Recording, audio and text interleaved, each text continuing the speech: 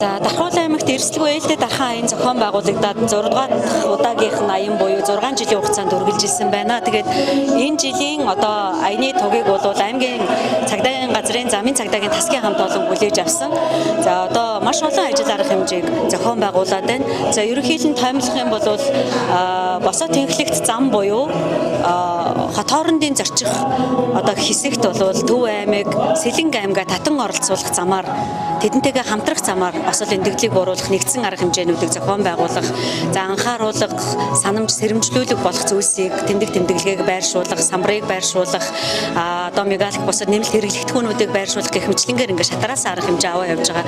Ер нь замын цагдаагийн тасгийн хамт олон маань бол дунд урт богино одоо хугацааны ийм одоо жилийн ажлын төлөвлөгөө гаргачаад явж байгаа гэсэн.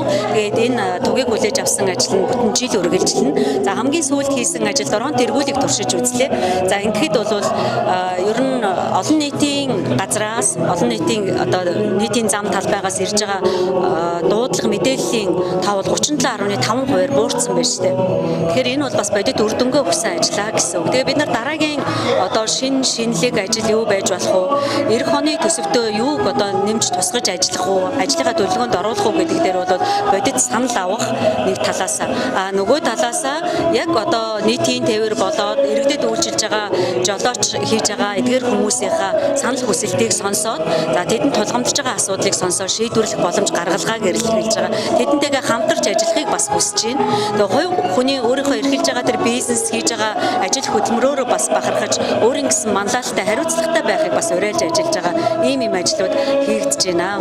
За хот хоорондын болоод хот доторх осол гэмтэл зөрчлийн тоо болоод буурсаар байгаа. Өнгөрсөн оны мөн үетэй харьцуулах юм бол 20 гаруй хувиар буурсан байж байгаа. Тэгэхээр энэ бол тасралтгүй үйл ажиллагаа явуулах шаардлагатай гэдгийг нэг талаас харуулж байгаа. Нөгөө талаас зөвхөн зам харгуй тэмдэглэгээ гэрэл дохио гэдэг зүйлээс биш, эсвэл иргэний анхааралгүйгээс биш, жолоочийн хариуцлагыг их олон талын одоо ийм оролцоо байж осол эндэгдэл зөрчил ийм зүйл гардгийн байна. Тэгэхээр талуудын оролцоо их чухал юм байна. Салбар хоорондын уялдаа, байгууллага хоорондын хамтын ажиллагаа чухал байна гэдгийг харуулж байгаа.